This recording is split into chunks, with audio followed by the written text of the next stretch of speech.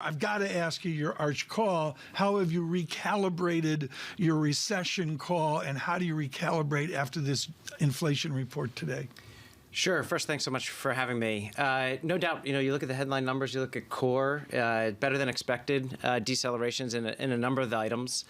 I think, interestingly, we didn't mention it yet, but rent and OER were actually strong. They rebounded and bounced back up 0.8%, 0.7%.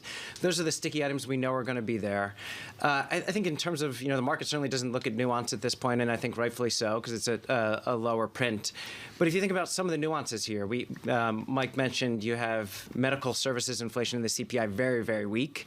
That's something that sticks with us throughout the rest of the year. But it's a completely different story in PCE. And so I think a big question and kind of story over the next year will be PCE and CPI are going to converge a lot. They're going to converge a lot because you have different measures of healthcare inflation in the two of those.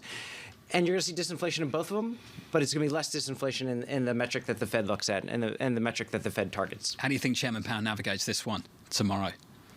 It's one where obviously they can step down to 50 basis points.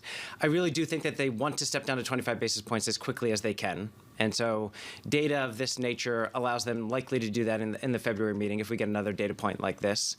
And that really then allows them to calibrate policy the best that they can. If there is a path to a soft landing, going down to 25 basis points in February helps to optimize that. I think they also want to avoid this kind of stop-start tightening cycle that they may have to do, meaning pause only to re-hike at some point. I think they can avoid that the best by stepping down to 25 basis points at the February meeting. This type of data helps that.